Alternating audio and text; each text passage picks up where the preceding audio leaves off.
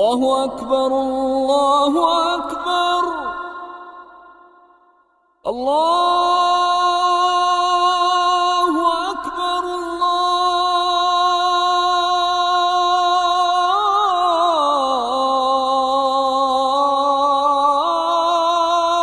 اکبر اشہد ان لا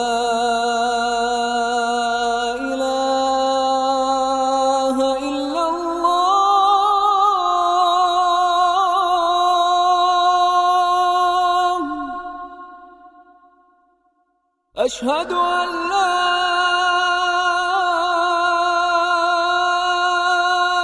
إله إلا الله.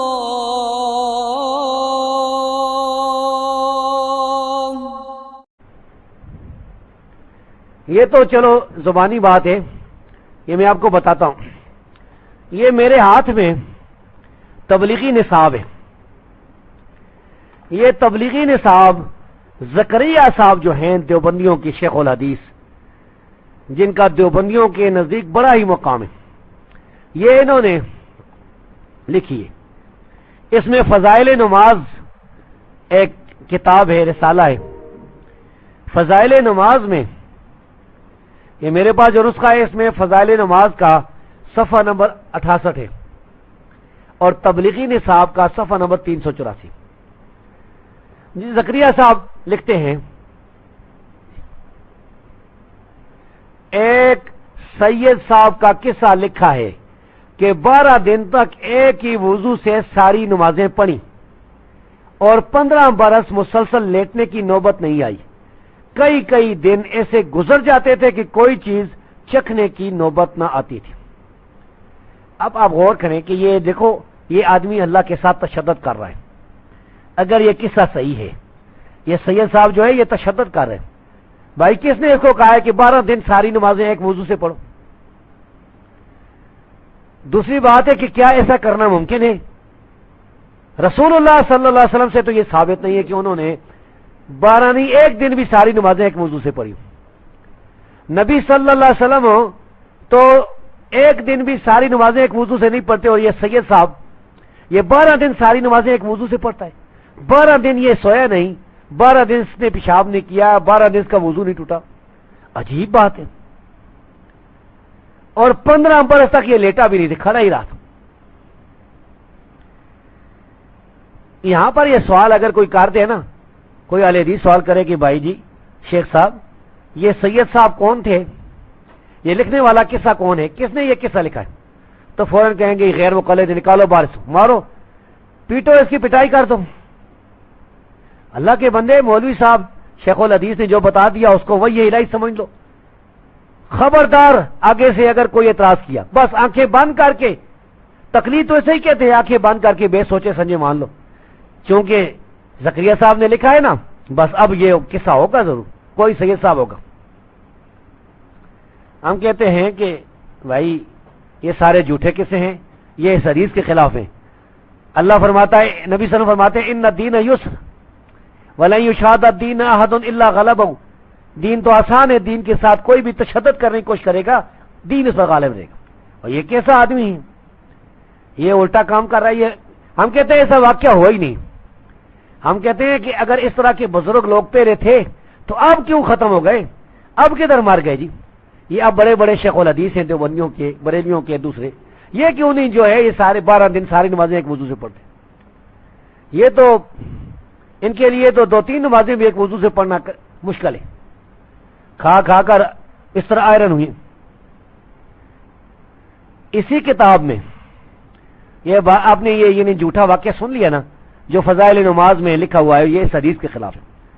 اب اسی کتاب میں فضائل نماز میں صفحہ نمبر 82 پر اور اسی طرح تبلیغی نصاب صفحہ نمبر 398 پر یہ لکھا ہوا ہے.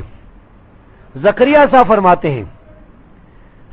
ہیں کہ حضرت عبداللہ بن عباس رضی اللہ عنہ فرماتے ہیں کہ ابتدا میں حضور اقدس صلی اللہ علیہ وسلم رات کو جب نماز کے لیے کھڑے ہوتے تو اپنے کو رسی سے باندھ لیا کرتے کہ نیند کے غلبہ سے گر نہ جائیں، اس پر طٰہٰ ما انزلنا علیک القرآن لتشقیٰ نازل ہوئی۔ اچھا جی، اندر سے کتاب لے آئیں جی، صحیح بخاری لیں۔ یہ عبارت میں نے جو آپ کے سامنے پڑھی ہے، یہ زکریا صاحب نے لکھی۔ اس کا مفہوم بھائی سمجھ گئے ہوں گے کہ زکریا صاحب کا یہ خیال ہے کہ نبی صلی اللہ علیہ وسلم رات کو جب اللہ کی عبادت کرتے تھے تو اپنے آپ کو رسی سے باندھ لیا کرتے تھے، رسی سے اپنے آپ کو باندھ لیا کرتے تھے تاکہ نیند کے غلبہ سے گر نہ جائے۔ تو اللہ نے یہ آیتیں نازل فرما دی۔ ہم کہتے ہیں اس کا حوالہ کیوں نہیں دیا؟ زکریا صاحب نے یہ جو حدیث لکھی ہے، ظاہر ہے کہ عبداللہ بن عباس رضی اللہ تعالیٰ عنہ کی وفات سے پہلے زکریا صاحب یعنی زکریا صاحب کی پیدائش سے صدیوں پہلے عبداللہ بن عباس رضی اللہ عنہ فوت ہو گئے تھے۔ تو زکریا صاحب کو کس نے بتایا کہ عبداللہ بن عباس نے یہ فرمایا ہے کہ رسول اللہ صلی اللہ علیہ وسلم اپنے آپ کو رسی سے باندھ لیا کرتے تھے؟ معاذ اللہ، انہوں نے حوالہ نہیں دیا۔ تو پھر ہم نے کیا کیا؟ ہم نے تلاش کرنی شروع کر دی، حدیث کی تخریج اور تحقیق شروع کر دی کہ یہ حوالہ کہیں سے مل جائے۔ تخریج کرتے کرتے، تحقیق کرتے کرتے آخر ہم اس روایت تک پہنچ گئے۔ جی یہ روایت تو جو زکریا صاحب نے لکھی ہے، یہ تاریخ دمشق میں لکھی ہوئی ہے، تاریخ دمشق ابن عساکر کی، یہ اب میرے ہاتھ میں تاریخ دمشق ابن عساکر کی جلد نمبر 4، اس کی جلد نمبر 4 اور صفحہ نمبر 99 اور 100 پر یہ لکھا ہوا ہے۔ اپنی سند کے ساتھ ابن عساکر لکھتے ہیں حدثنا اخبرنا فلان فلان، آگے کہتے ہیں حدثنا عبد الوہاب بن مجاہد عن ابیہ عن ابن عباس قال، عبد الوہاب بن مجاہد بیان کرتے ہیں اپنے باپ سے اور وہ عبداللہ بن عباس سے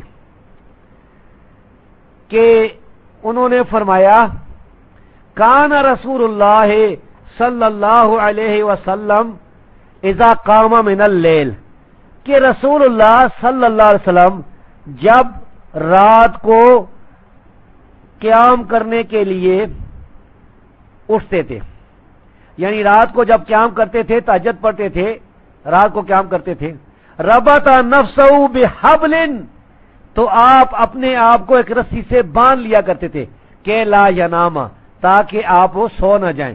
فانزل اللہ، تو اللہ تعالیٰ نے یہ نازل فرما دیا ہے طٰہٰ ما انزلنا علیک القرآن لتشقیٰ، یعنی طٰہٰ، ہم نے قرآن تیرے اوپر اس لیے نہیں نازل کیا کہ تو مصیبت میں پڑ جائے۔ اچھا یہ روایت تو آپ نے دیکھ لی کہ عبداللہ بن عباس والی روایت ہے، یہ روایت تبلیغی نصاب میں لکھی ہے بغیر حوالے کے۔ تو ہم پوچھتے ہیں زکریا صاحب سے، دیوبندیوں سے، کہ یہ عبد الوہاب بن مجاہد یہ کون ہے؟ چلو اگر آپ ہمیں نہیں بتاتے تو یہ دیکھیں تقریب التہذیب میرے ہاتھ میں ہے، تقریب التہذیب میں حافظ ابن حجر لکھتے ہیں عبد الوہاب بن مجاہد متروکن، یہ متروک راوی ہے، وقد کذب الثوری، سفیان ثوری یہ فرماتے تھے کہ جھوٹا آدمی ہے۔ تو جھوٹے آدمی کی موضوع روایت زکریا صاحب یہ پیش کر رہے ہیں اور یہ ثابت کر رہے ہیں کہ نبی صلی اللہ علیہ وسلم رات کو قیام کرتے تھے تو آپ اپنے آپ کو رسی سے باندھ لیتے تھے۔ سمجھ آ گئی؟ اب ہم کہتے ہیں یہ روایت جو آپ نے پیش کی ہے یہ تو موضوع اور بے اصل روایت ہے، اس کا راوی کذاب ہے۔ اس کے مقابلے میں صحیح روایت سن لیں، یہ اب میرے ہاتھ میں صحیح بخاری ہے، صحیح بخاری کی کتاب التہجد ہے، کتاب التہجد کا 18واں باب ہے اور حدیث کا نمبر ہے 1150۔ انس بن مالک رضی اللہ تعالی عنہ فرماتے ہیں دخل النبی صلی اللہ علیہ وسلم نبی صلی اللہ علیہ وسلم داخل ہوئے، گھر میں یا مسجد میں کہیں آپ داخل ہوئے، تو فقال آپ نے فرمایا، نہیں اللہ کے رسول صلی اللہ علیہ وسلم داخل ہوا تو آگے لکھا ہے فیضا حبل ممدود بین ساریت، ہاں تو مسجد میں داخل ہوئے کیونکہ اس میں دو ستونوں کا ذکر ہے۔ نبی صلی اللہ علیہ وسلم مسجد میں تشریف لائے، آپ نے دیکھا کہ دو ستونوں کے درمیان ایک رسی باندھی ہوئی ہے، ایک رسی کسی نے باندھ رکھی، تو آپ نے فرمایا ما ھذا الحبل، یہ رسی کیا ہے؟ مراد یہ کہ یہ رسی کیوں باندھی ہے، کس لیے یہ رسی باندھی ہے، یہ رسی کیوں باندھی ہوئی؟ قالو، لوگوں نے کہا ھذا حبل لزینب، یہ زینب رضی اللہ تعالی عنہ جو کہ امہات مومنین میں سے ہیں، نبی صلی اللہ علیہ وسلم کی بیوی، انہوں نے یہ رسی، یہ ان کی رسی ہے، وہ رات کو عبادت کرتی ہے، ان کی رسی۔ فیضا فطرت تعلقت، جب وہ رات کو عبادت کر کے نفل پڑھ کے تھک جاتی ہیں تو اس رسی کے ساتھ لٹک جاتی ہیں، رسی کے ساتھ یعنی اپنا سہارا حاصل کرتی ہیں۔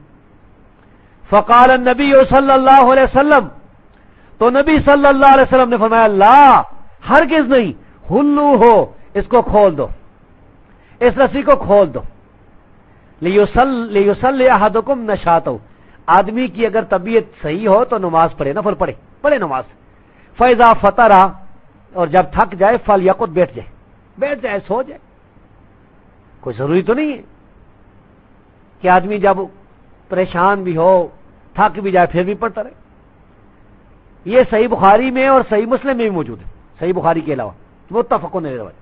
تو دیکھیں رسول اللہ صلی اللہ علیہ وسلم تو مخالفت فرماتے ہیں، آپ فرماتے ہیں کہ رسی کو کھول دو، رسی نہیں بندی ہونی چاہیے، یہ طریقہ صحیح نہیں۔ اور زکریا صاحب ایک موضوع اور من گڑت روایت کی بنیاد پر یہ کہہ رہے ہیں کہ نبی صلی اللہ علیہ وسلم کے لیے رسی باندھی جاتی تھی، اللہ کے رسول صلی اللہ علیہ وسلم اپنے آپ کو رسی سے باندھ لیتے تھے۔ معاذ اللہ، کتنا بڑا جھوٹ ہے، کچھ تو اللہ کا خوف ہونا چاہیے، یہ جھوٹی روایتیں اور پھر شیخ الحدیث بیان کرے۔ اگلی حدیث صحیح بخاری میں یہ لکھی ہوئی ہے، امام بخاری نے عائشہ صدیقہ رضی اللہ تعالی عنہا سے روایت کیا ہے کہ فرماتی ہیں کہ ایک عورت میرے پاس بنو اسد کی تھی، تو نبی صلی اللہ علیہ وسلم میرے پاس تشریف لائے، آپ نے فرمایا یہ کون ہے؟ میں نے کہا یہ فلانی عورت ہے، یہ رات کو سوتی نہیں ہے، رات کو نماز ہی پڑھتی رہتی ہے۔ عائشہ صدیقہ رضی اللہ تعالی عنہا نے اس کی نماز کی کیفیت بیان کی۔ فقال، تو نبی صلی اللہ علیہ وسلم فرمایا ما، نہ کرو، رک جاؤ، علیکم ما تطیقون من الاعمال، تم جو ہے جن اعمال کی طاقت رکھتے ہو وہ کرو، جتنا عمل کر سکتے ہو وہ کرو۔ فإن اللہ لا یمل حتی تملوا، اللہ جو ہے یہ نہیں اکتا جائے گا، تم اکتا جاؤ گے۔ تو اسلام جو ہے نا یہ سادہ دین ہے، یہ آسان دین ہے، اسلام یہ مشقت والا، یہ تو عیسائیوں نے کیا۔ بھائیو آپ کو پتا ہوگا عیسائیوں نے کتنا تشدد کیا دین، وہ چلے گئے جنگلوں میں، چلے گئے رہبانیت اختیار کی انہوں نے، شادی بیاہ چھوڑ دیا، بس عبادت ہی عبادت، عبادت ہی عبادت، اور اس میں اتنا غلو کیا کہ گمراہ بن گئے، ظالین بن گئے۔ یہودی جو ہیں مغضوب علیہ بنے، ان پر اللہ کا غضب ہوا، وہ اللہ کی آیات اس کے رسولوں کا انکار کرنے والے تھے، اور انہوں نے عبادت میں غلو کیا، عیسیٰ کو اللہ کا بیٹا بنا لیا علیہ الصلوۃ والسلام کو، اور ایسی عبادات ایجاد کی جن کی کوئی اصل نہیں تھی۔ اور عیسائیوں کے نقش قدم پر ہمارے کلمہ پڑھنے والے جو مسلمان بھائی ہیں وہ بھی پیچھے نہیں رہے، انہوں نے اپنے پیروں کے بارے میں، اپنے بزرگوں کے بارے میں، نیک لوگوں کے بارے میں، یا خود ساختہ نیک لوگوں کے بارے میں ایسے ایسے قصے بنا لیے، ان کی ایسی ایسی عبادات انہوں نے گاڑ لی، آدمی حیران ہوتا ہے، بعض جگہ ہنسی بھی آتی ہے۔ ابھی آپ سن چکے ہیں کہ زکریا صاحب کہتے ہیں کہ 12 دن تک ساری نمازیں ایک سید صاحب مجہول جو تھے انہوں نے پڑھی ایک وضو سے۔ اسی میں سے یہ دیکھیں میرے پاس ایک کتاب ہے، اس کا نام ہے در مختار، یہ فقہ حنفی کی بڑی معتبر کتاب ہے، اس کی شرح فتاوی شامی ہے۔ تو یہ میرے پاس جو نسخہ ہے فتاوی شامی والا نسخہ ہے، اس کے حاشیے پر در مختار ہے اور اس کے متن میں فتاوی شامی ہے، رد المختار، الدر المختار کا رد رد المختار، صفحہ پہلی جلد کا صفحہ 38 اور 39۔ یہ دیکھیں غلب کی، یہ امام ابو حنیفہ رحمۃ اللہ علیہ کے بارے میں کیسی بات جو ہے نا انہوں نے لکھی۔ یہ بات پڑھنے سے پہلے وہ دوبارہ مجھے ایک بات یاد آ گئی، یہ زکریا صاحب، یہ فضائل نماز ہے، فضائل نماز میں صفحہ نمبر 70 ہے اور تبلیغی نصاب میں صفحہ نمبر 386 ہے۔ اس میں انہوں نے لکھا ہے کہ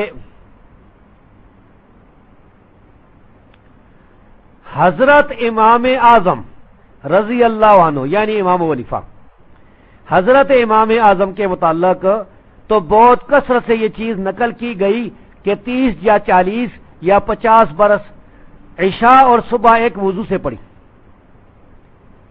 اور یہ اختلاف نقل کرنے والوں کے اختلاف کی وجہ سے ہے کہ جس شخص کو جتنے سال کا علم ہوا اتنا ہی نقل کیا۔ تو یہاں پر آپ غور کریں کہ یہ فرما رہے ہیں کہ 30 یا 40 یا 50، اور یہ ساری روایتوں کو صحیح سمجھتے ہیں، تو گویا 50 سال تک امام ابو حنیفہ رحمہ اللہ نے عشاء کی نماز کے وضو کے ساتھ صبح کی نماز پڑھی۔ کیسا جھوٹ لکھا ہے بے اصل، اور کہتے ہیں کثرت سے نقل کیا گیا۔ ہم کہتے ہیں کہ یہ جو تم یہ جھوٹ قصہ بیان کرتے ہو امام ابو حنیفہ کے بارے میں، کوئی ایک سند پیش کر دو، صحیح، صرف ایک سند جو صحیح ہو یا حسن ہو پیش کر دو، تاکہ ہم یہ دیکھ سکیں کہ یہ واقعہ کچھ ہے کہ نہیں۔ یہ ممکن ہی نہیں، یہ ہو سکتا ہی نہیں، عقلاً اور نقلاً یہ ممکن ہی نہیں کہ اتنا عرصہ ایک آدمی جو ہے وہ نہ تو سوئے، نہ اسے پیشاب آئے، نہ اس کی ہوا خارج ہو، نہ وہ اپنی بیوی کے پاس جائے، کوئی اس کو یعنی وضو توڑنے والی کوئی چیز بھی نہ ہو، ایک ہی عشاء کے وضو سے صبح کی نماز، اتنا مبالغہ، اتنا مبالغہ۔ تو یہ در مختار میں لکھا ہے کہ وقت صلی الفجر بوضوء العشاء 40 سنہ، کہ امام ابو حنیفہ نے عشاء کے وضو کے ساتھ صبح کی نماز 40 سال پڑھی ہے، وہ حج 55 حجہ، اور 55 حج کیے، ورا ربہ فی المنام 100 مرہ، اور انہوں نے خواب میں اللہ کو اپنے رب کو 100 دفعہ دیکھا ہے، سارا جھوٹے بات۔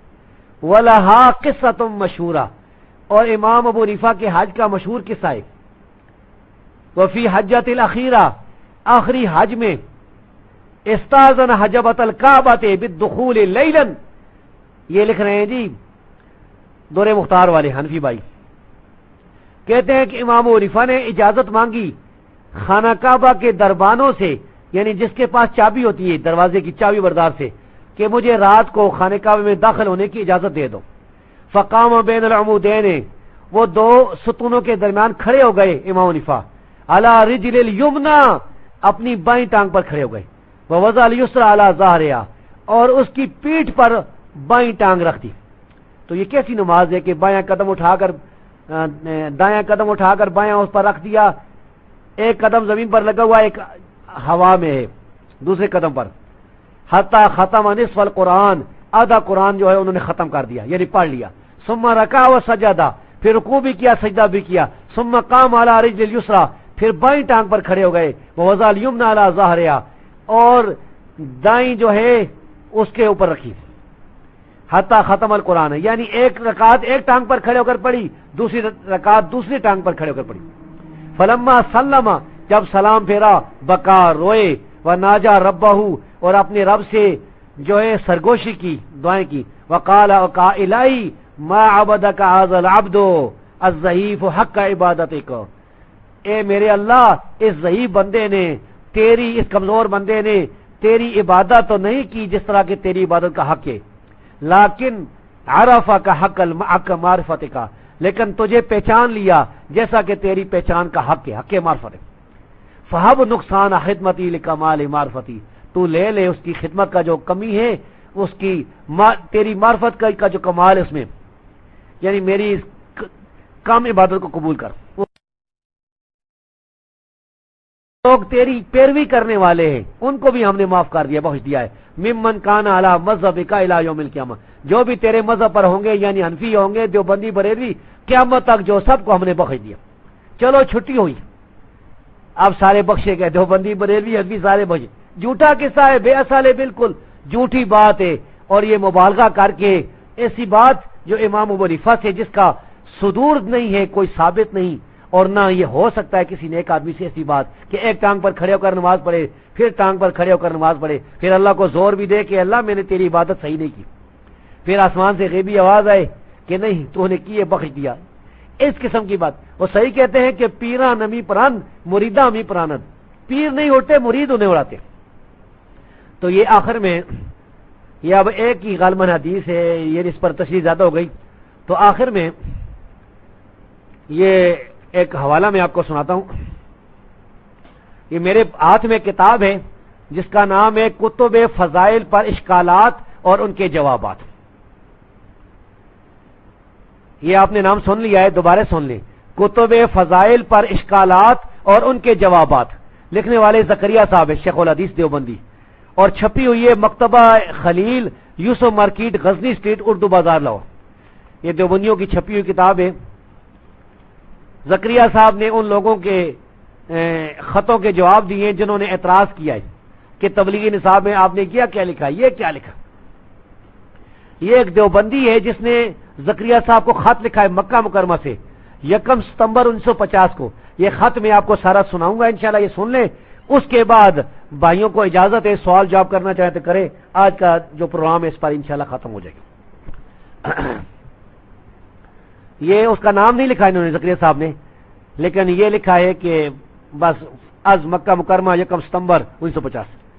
تو یہ لکھتے ہیں جی دیوبندی صاحب، یہ مکتوب نمبر 46 ہے، صفحہ نمبر 126 سے 128 تک۔ کہتے ہیں حضرت مولانا الحاج محمد زکریا صاحب، مدرس اول مدرسہ مظاہر علوم، السلام علیکم ورحمۃ اللہ وبرکاتہ۔ میں اس وقت حرم محترم میں ہوں، چونکہ جناب نے فضائل حج میں تحریر فرمایا ہے کہ حضرت خضر علیہ السلام فجر کی نماز مکہ معظمہ میں حرم شریف میں پڑھتے ہیں اور اشراق کی نماز تک رکن شامی پر رہتے ہیں۔ جب رکن شامی پر بعد نماز صبح میں نے جا کر دیکھا تو چند داڑھی منڈے حتیم میں اور رکن شامی پر پائے گئے۔ ممکن ہے مکہ شریف والوں کی صحبت میں حضرت خضر علیہ السلام نے داڑھی منڈوا دی ہو، یہی وجہ ہے کہ میں نے ان کو نہیں پہچانا، ورنہ فضائل حج کی روایت گویا قرآن کی آیتیں، استغفر اللہ استغفر اللہ۔ فضائل حج میں آپ نے تعریف فرمایا ہے کہ بیت اللہ شریف کے دروازے کی چوکھٹ اور کواڑ فلاں سن میں ابن سعود نے تبدیل کرائے ہیں۔ صرف کواڑ تبدیل ہوئی ہیں، میں اس وقت بھی موجود تھا، آپ نے آنکھیں بند کر کے چوکھٹ کا تبدیل ہونا بھی لکھ دیا، حالانکہ پرانی چوکھٹ اب تک موجود ہے۔ فضائل حج کیا ہے؟ ایک غلط باتوں کا خزانہ ہے جو آنکھ بند کر کے تصنیف کی گئی ہے، اور کسی جگہ وفا الوفا کے حوالے دے کر ہمارے حضرت شیخ الحدیث بری ہو گئے۔ نیز فضائل حج میں ہے کہ سید احمد رفاعی جب مدینہ پہنچے تو مسجد نبی میں قبر شریف سے حضرت محمد رسول اللہ صلی اللہ علیہ وسلم کا دست مبارک باہر نکلا۔ اس وقت تقریباً 90,000 آدمیوں کا مجمع تھا، جس میں شیخ عبد القادر جیلانی بھی موجود تھے۔ دست مبارک کا قبر اطہر سے سید احمد رفاعی کے واسطے نکلنا عجیب و غریب بات ہے، صحابہ کرام کے واسطے کبھی ثابت نہیں، دوسروں کے واسطے وہ اس قدر سستا ہو گیا۔ وہ کرامت جن کا کوئی ثبوت ہو ان سے تو انکار نہیں، لیکن بلا دلیل اور بلا ثبوت باتوں سے کتاب بھر دینا مناسب نہیں ہے۔ نیز فضائل حج میں یہ بھی ہے کہ ایک آدمی مدینہ منورہ کی زیارت کو گیا بھوکا ہوں یہ کہہ کر مسجد نبوی میں ایک جگہ بیٹھ گیا۔ تھوڑی دیر بعد نیند آ گئی، غنودگی ہو گئی، دیکھا کہ جناب نبی کریم صلی اللہ علیہ وسلم تشریف لائے اور ایک روٹی لا کر دی اور فرمایا اسے کھا لو۔ نصف کھانے پایا تھا کہ آنکھ کھل گئی اور نصف روٹی ہاتھ میں موجود تھی۔ دراصل فضائل حج کیا ہے؟ عقائد غلط کرنے والی کتاب ہے جو اس بات کی تعلیم دیتی ہے کہ اللہ کے سوا رسول اللہ صلی اللہ علیہ وسلم سے مانگا جائے، نعوذ باللہ۔ تصانیف حضرات اکابر علماء دیوبند کی بھی ہیں، مگر آپ کی تصانیف کا عجیب رنگ ہے کہ شرک کی تعلیم ہوتی ہے۔ حضرت مولانا تھانوی، حضرت مولانا گنگوئی، حضرت مولانا خلیل احمد صاحب، مولانا ولی اللہ صاحب وغیرہ نے بھی کتابیں تعریف فرمائی ہیں، مگر شرک و بدعات کی تعلیم نہیں دی بلکہ ان کو مٹایا ہے۔ میں نے کچھ تعلیم دیوبند میں بھی پائی ہے، حنفی ہوں، غیر مقلد، بے ادب نہیں ہوں اور بدعتی بھی نہیں ہوں۔ کسی کسی جگہ کی عبارت سے علم غیب ثابت ہوتا ہے کہ رسول اللہ صلی اللہ علیہ وسلم نے بعض لوگوں کو خواب میں یہ فرمایا کہ تم نے میری اولاد کے ساتھ ہمدردی کی، اس لیے تمہارے واسطے یہ ہدیہ اور یہ بدلہ ہے۔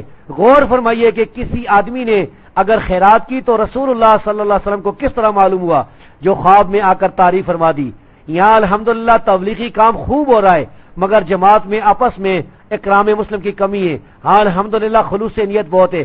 فقط از مکہ مکرمہ 1 ستمبر 1950 یہ پوری عبارت یہ دیوبندی کی، غالی دیوبندی کی، تبلیغی دیوبندی کی، اس کا خط میں نے آپ کے سامنے پڑھ لیا ہے۔ جو کتب فضائل پر اشکالات ان کے جوابات صفحہ نمبر 126 سے 128 پر لکھا ہوا ہے، اور آگے جواب دینے کی کوشش کی ہے زکریا صاحب نے۔